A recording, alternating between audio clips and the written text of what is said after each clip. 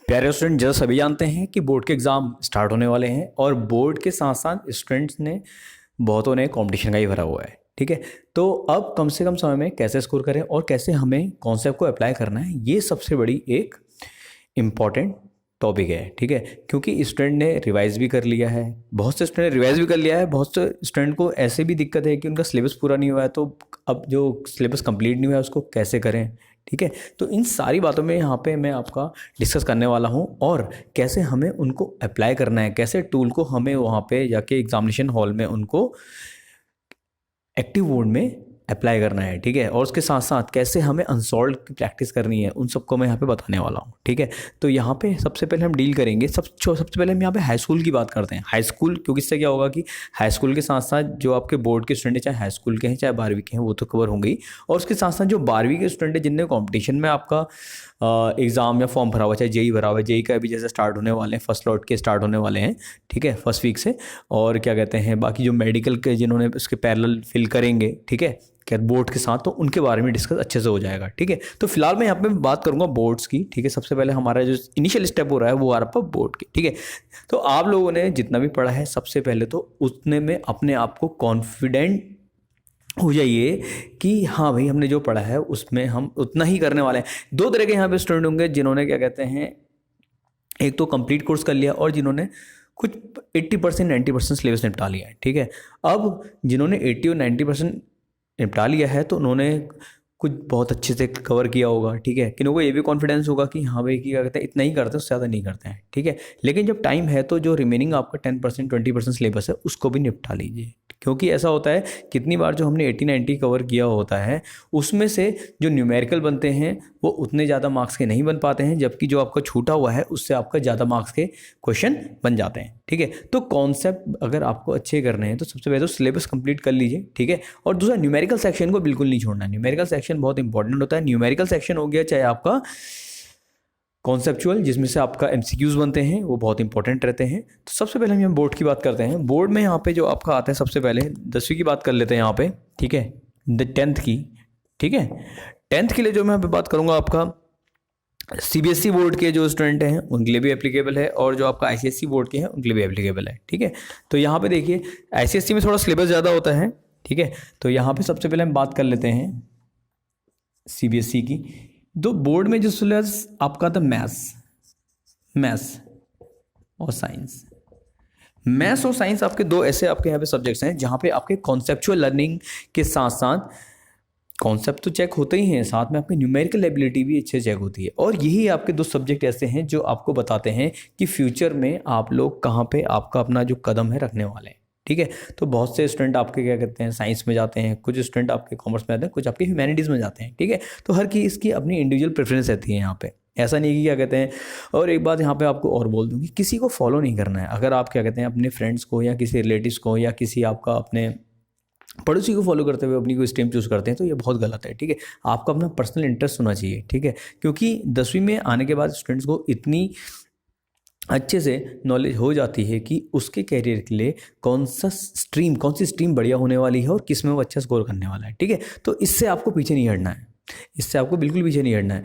तो यहाँ पे सबसे पहले हमारी बात आती है कि मैथ्स और साइंस। देखिए, मैथ्स और साइंस में आपका न्यूमेरिकल एबिलिटी मैथ्स में जो कॉन्सेप्ट्स हैं आपके, चाहे अलजेब्रा के हों चाहे आपके कोऑर्डिनेट के हों, ठीक है, इनको अच्छे से मेकअप करके जाना है। इनको मतलब कि इनको जरा से नहीं छोड़ना है। जैसे आपका क्वाड्रेटिक इक्वेशन होगी, बाई क्वाड्रेटिक इक्वेशंस हो गई, ठीक है, इनकी बेसिक इक्वेशंस की स्टडी बहुत अच्छे से करके जानी है, क्योंकि यहीं पे आपका जो रूट्स वाले क्वेश्चन जनरेट होते हैं यहीं से जनरेट होते हैं। अगर आपके वहाँ पे कोई अननोन इक्वेशन जनरेट कर रही है, ठीक है, चाहे वो आपका समेशन से बनी चाहे आपका प्रोडक्ट से बने, ठीक है, तो आपको अप्लाई करना आना चाहिए। और ज़्यादा से ज़्यादा वेरिएबल वाले प्रॉब्लम्स को सॉल्व करते चलिए, क्योंकि वेरिएबल वाले अगर प्रॉब्लम्स सॉल्व करके जाते हैं वहाँ पे, तो आप कोई भी अननोन डेटा वाली प्रॉब्लम को वहाँ पे सॉल्व कर सकते हैं। ठीक है, और जो स्टेप्स और कंस्ट्रक्शन वाले जो होते हैं, आपका जो कंस्ट्रक्शन वाले आपकी मैथ्स होती है, ठीक है, जिसमें आपका सर्किल हो गया, कॉर्ड्स हो गए, ठीक है, कॉमन कॉर्ड हो गए, तो इसमें जो आपके जो टेंजेंट और थ्योरम्स जो हैं आपकी, उसको अच्छे से कवर करते हुए जाइए। ठीक है, क्योंकि अगर वो आपके अच्छे से कवर होगी तो डेफिनेटली आप एक बढ़िया स्कोर कर पाएंगे। और जितनी भी थ्योरम्स हैं उनके रिजल्ट्स आपके माइंड में होने चाहिए, क्योंकि जब भी कोई न्यूमेरिकल आता है तो वहाँ पे आपको कंस्ट्रक्शन करके वहाँ पे इजीली उसका सॉल्यूशन निकालना आना चाहिए। ठीक है, अगर आप उसको निकाल लेते हैं, उसको प्रॉपर्ली सॉल्व कर लेते हैं, तो आपका एक बढ़िया स्कोर वहाँ पे निकल के आता है। ठीक है। और ये चीज़ें केवल यहीं तक नहीं है, ठीक है, ज़्यादातर स्टूडेंट्स को नॉलेज नहीं होती है एनटीएससी और इसके बारे में, तो एनटीएससी में भी इसके एडवांस लेवल के क्वेश्चन पूछे जाते हैं।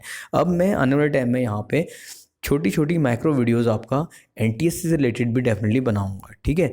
तो लेकिन आप लोग को ये बताना है कि आपको कौन से टॉपिक में कहाँ पे डाउट है, ठीक है। तो बोर्ड में आने में भी टाइम है, ठीक है, 1-2 महीने जितने भी रह गए हैं इसमें आप बहुत बढ़िया कर सकते हैं। तो उसमें आपको डरना नहीं है, हिचकिचाना नहीं है कि अगर आपको कोई से भी टॉपिक में डाउट हो तो डेफिनेटली नीचे कमेंट करके पूछ सकते हैं। तो फिलहाल मैंने यहाँ पे रही बात मैथ्स की, अलजेब्रा को अच्छा कर लीजिए और कोऑर्डिनेट को अच्छा कर लीजिए, ठीक है, और आपका स्टेप्स ऑफ कंस्ट्रक्शन वाले जो न्यूमेरिकल्स हैं उनको अच्छे से कर लीजिए, ठीक है। इसके साथ साथ जो फ्रीक्वेंसी डिस्ट्रीब्यूशन चार्ट्स होती हैं उनको अच्छे से आपका मीन डेविएशन वाली होनी चाहिए, मतलब अच्छे से आना चाहिए, कॉन्सेप्ट अच्छे से कवर होना चाहिए, ठीक है। कॉन्सेप्ट में ज़्यादा ध्यान दीजिए वहाँ पे, मतलब कि ये नहीं कि आप एक ही तरह की प्रॉब्लम बहुत ही मतलब क्या कहते हैं बार बार करे जा रहे हैं, तो वो आपको उतना बेनिफिट नहीं देने वाली, क्योंकि अगर एक ही प्रॉब्लम को बार बार कर रहे हैं तो वहाँ पे आप कुछ नया नहीं सीख रहे हैं, ठीक है, वही चीज़ें आप रिपीट कर रहे हैं, ठीक है। तो बेटर ये है कि आप नई अननोन प्रॉब्लम्स को ज़्यादा कवर करें, ठीक है, और मैक्सिमम से मैक्सिमम अनसॉल्व्ड सैम्पल पेपर को यूज़ करें, ठीक है।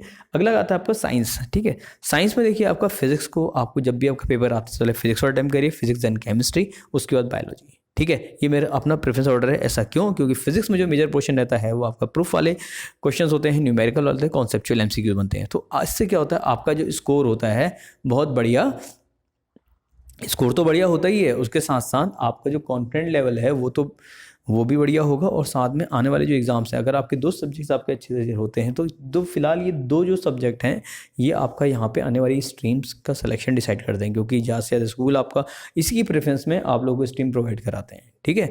तो कुछ रेयरली 1% 2% होते हैं, हाँ भाई तू भी आ जा, तू भी आ जा, तो ये भी मिल जाएगी, स्ट्रीम भी वाली मिल जाएगी, तो ऐसे चलती है। तो फिलहाल उसमें नहीं जाना है, ठीक है। तो फिलहाल हमें यहाँ पे देखना है इन 2 सब्जेक्ट्स को आप हाई स्कूल के अच्छे से कवर करें, ठीक है। साइंस में फिजिक्स, पहले केमिस्ट्री, देन आपका बायो, ठीक है। केमिस्ट्री में आपको इक्वेशंस को बैलेंस करने आने चाहिए आपका, ठीक है, जितनी भी रिएक्शंस हैं उनको बैलेंस करना चाहिए, ठीक है, और आपका पीरियोडिक टेबल अच्छे से माइंड में होनी चाहिए, ठीक है। तो वहाँ पे आपका अगर आप इक्वेशंस को इक्वेट करना अच्छे से जानते हैं तो ज़्यादा से ज़्यादा प्रॉब्लम वहीं से भी निकल के आती हैं, ठीक है। जैसे एक्सोथर्मिक होगी, एंडोथर्मिक रिएक्शंस होगी, ठीक है, कैसे एक्सोथर्मिक रिएक्शन होती है, कैसे एंडोथर्मिक रिएक्शन होती है, ठीक है, फोटोकेमिकल रिएक्शंस क्या होती है। तो इनके एग्जांपल प्रॉपर्ली आपके माइंड में होने चाहिए। अगर आपके प्रॉपर्ली इसके माइंड में है आपके इसके जो एग्जाम्पल्स हैं, तो आप कोई भी आपका अगर उससे न्यूमेरिकल भी जनरेट होता है तो आप आसानी से करके आ सकते हैं, ठीक है। तो फिलहाल ये तो रही बात साइंस और मैथ्स की। अब हम बात करेंगे यहाँ पे, अब हम आएंगे आपका बोर्ड में इंटर, ठीक है। अब आते हैं 12th स्ट्रीम में, ठीक है। तो 12th में आपका मैथ्स और फिजिक्स के बारे में यहाँ पे बात करूंगा, ठीक है। तो ये आपका हम आ गए 12th में, और इसमें हम सबसे पहले आएंगे फिजिक्स देन मैथ्स, ठीक है। राइटिंग थोड़ी यहाँ पे बहुत खतरनाक हो गई है। तो यहाँ पे देखिए फिजिक्स की बात करते हैं। फिजिक्स में सबसे पहले यहाँ पे हम आएंगे, इसे हम डिस्कस करेंगे। हाँ, सबसे पहले जो मेजर पोर्शन रहता है यहाँ पे आपका इलेक्ट्रोस्टैटिक्स और डायनेमिक्स में। इलेक्ट्रोस्टैटिक्स में जितने भी इक्विलिब्रियम वाली क्वेश्चंस हैं, इक्विलिब्रियम वाली प्रॉब्लम्स हैं, उनको आप अच्छे से सॉल्व कर लीजिए, ठीक है। किस पॉइंट में, जैसे आपका रेक्टेंगुलर फ्रेम है, ठीक है, या आपका स्क्वायर फ्रेम है, तो कहाँ पे कौन सा चार्ज इंसर्ट करें कि आपका नेट फोर्स 0 हो जाए, या कौन सी उस चार्ज की वैल्यू कितनी होगी कि वहाँ पे जो है जो टोटल सिस्टम है वो इक्विलिब्रियम में आ जाए। तो ये चीज़ें आपको पता होनी चाहिए। अगर आपको ये चीज़ें पता है, इक्विलिब्रियम का कॉन्सेप्ट आपके माइंड में है, आपको निकाला आता है, वेक्टर रेजोल्यूशन आप अच्छे से कर सकते हैं, तो आप इजीली उन प्रॉब्लम को सॉल्व कर सकते हैं। उसके बाद हम यहाँ पे सबसे इंपॉर्टेंट टॉपिक में आते हैं, वो है आपका current and electricity. Current and electricity में आपको केवल एक चीज़ माइंड में रखनी है, पहली एसी के साथ साथ एसी की एप्लीकेशन एज वेल एज क्या जो सीरीज एलसीआर सर्किट होता है उसकी मैक्सिमम से मैक्सिमम प्रॉब्लम सॉल्व करिए, ठीक है। और उससे रिलेटेड जो पैराडॉक्स है, ठीक है, एलसीआर सर्किट का जो पैराडॉक्स है, यानी कि जो सीरीज एलसीआर सर्किट है वहाँ पे जो आपका पैराडॉक्स जो आपका यानी कि जो नेट पोटेंशियल है वो बराबर क्यों नहीं होता है जो हम अप्लाइड पोटेंशियल है, ठीक है। ये पैराडॉक्स का न्यूमेरिकल जो बन जाता है बहुत इंपॉर्टेंट बनता है, ठीक है। और मैग्नेटिक फील्ड में जो आपका किसी भी आपका एक सर्कुलर फ्रेम से आपका करंट पास होती है, तो जो उसके अराउंड जो करंट का डिस्ट्रीब्यूशन का जो ग्राफ होता है, जो मैग्नेटिक फील्ड का डिस्ट्रीब्यूशन का जो ग्राफ होता है, उसका कर्व कैसा बनता है, ये बहुत इंपॉर्टेंट है आपका, ठीक है। अगर आप जानना चाहते हैं इन इंपॉर्टेंट न्यूमेरिकल को डेफिनेटली नीचे पूछ सकते हैं, मैं आपको डेफिनेटली वो चीज़ शेयर करूंगा, ठीक है। तो ये तो रही बात आपकी फिजिक्स की। और हाँ, ऑप्टिक्स में आपके बहुत से टॉपिक कट हुए हैं, तो उनको आप देख लीजिएगा, ठीक है। अगर आप जानना चाहते हैं कौन से टॉपिक कट हुए हैं तो डेफिनेटली नीचे कमेंट करके पूछ सकते हैं, ठीक है। तो ऑप्टिक्स को भी अच्छे से करना है, ठीक है, और पोलराइजिंग एंगल को भी अच्छे से कवर करना है, जिससे आप बढ़िया से बढ़िया स्कोर कर पाएँ, ठीक है। तो और यहाँ पे क्या बचता है, हाँ, मॉडर्न फिजिक्स में सेमीकंडक्टर में आपका पीएन जंक्शन डायोड हो गया आपका, ठीक है, रिवर्स बायसिंग, फॉरवर्ड बायसिंग आपका, ठीक है, और आपका ये जेनर डायोड हो गया, जेनर डायोड की एप्लीकेशन हो गई आपकी। ये चीज़ें बहुत इंपॉर्टेंट है, बहुत ज़्यादा इंपॉर्टेंट है, ठीक है। तो इन चीज़ों को अच्छे से कवर करिए आप, ठीक है। और मॉडर्न फिजिक्स में ये हो गया, बाकी आपकी रेडियो एक्टिविटी का कुछ पार्ट हो गया, आपका हाफ लाइफ निकालना हो गया आपका। तो ये चीज़ें आपके माइंड में होनी चाहिए, जिससे कि आप बेस्ट से बेस्ट स्कोर वहाँ पे कर पाएँ, ठीक है। अगला यहाँ पे टॉपिक आता है मैथ्स। मैथ्स में हम देख लेते हैं आपका, देखिए मैथ्स में सबसे पहले आपका आता है कैलकुलस। कैलकुलस को बहुत अच्छा कर लीजिए। कैलकुलस में आपका डिफरेंशियल कैलकुलस होगी, इंटीग्रल कैलकुलस होगी, इनको आप अच्छे से कवर कर लीजिए तो डेफिनेटली आप वहाँ पे एक बढ़िया स्कोर खड़ा कर सकते हैं, ठीक है। तो इंटीग्रल और डिफरेंशियल कैलकुलस, उसके पैरेलल जो आपके अलजेब्रा में आपका जो पोर्शन आता है मैट्रिक्स एंड डिटर्मिनेंट। प्रॉपर्टीज़ अच्छे से देख लीजिए मैट्रिक्स डिटर्मिनेंट की प्रॉपर्टीज़ क्या होती हैं, ठीक है, और डिटर्मिनेंट्स को हम कैसे कैलकुलेट करते हैं, क्या क्या उनकी प्रॉपर्टीज़ हैं, उनको अप्लाई कैसे करते हैं, सिंगुलर मैट्रिक्स क्या होती है, ठीक है, ट्रेस ऑफ मैट्रिक्स क्या होता है। ये सब चीज़ें आपके माइंड में होनी चाहिए, ठीक है। रैंक निकालना आना चाहिए, ठीक है। मैट्रिक्स मेथड से तो आप एक बहुत बढ़िया स्कोर खड़ा कर सकते हैं, क्योंकि रैंक निकालने अगर वहाँ पे आता है, या आपका मैट्रिक्स आपकी कौन सी आपकी इनकंसिस्टेंट है सॉल्यूशन है, कौन सा कंसिस्टेंट सॉल्यूशन है, इक्वेशंस के फॉर्म में दे रखी है, अगर आप ये चीज़ें कैलकुलेट कर लेते हैं तो आप एक बहुत बढ़िया स्कोर ला सकते हैं, ठीक है। तो ये तो रही बात मैथ्स की, ठीक है। कैलकुलस कर लीजिए। डिफरेंशियल इंटीग्रल बहुत इंपॉर्टेंट कॉन्सेप्ट है, उसके पैरेलल आपका अलजेब्रा में आपका मैट्रिक्स डिटर्मिनेंट हो गई, ये भी बहुत इंपॉर्टेंट है, ठीक है। तो इन चीज़ों को आप अच्छे से कवर करिए। और रही बात कोऑर्डिनेट ज्योमेट्री की, कोऑर्डिनेट में 3D बहुत इंपॉर्टेंट है यहाँ पे, ठीक है। ट्रिपल स्केलर प्रोडक्ट हो गया, ट्रिपल वेक्टर प्रोडक्ट हो गया, ठीक है, उसमें आपका वॉल्यूम ऑफ पैरेललोपिपेड हो गया आपका, ठीक है। तो इन चीज़ों को आप अच्छे से कवर करिए। एल हॉस्पिटल रूल कोई नहीं लगाना है, एल हॉस्पिटल रूल जो लिमिट्स में लगता है वो बेसिकली कॉम्पिटिशन में लगता है। बाकी आपके लिए कॉम्पिटिशन के लिए बहुत बढ़िया स्टफ आने वाला है, तो तब तक के लिए जुड़े रहिए विकास लाइट विंडो से, और अपने डाउट पूछते रहिए, जहाँ भी रहिए सीखते रहिए। Good luck.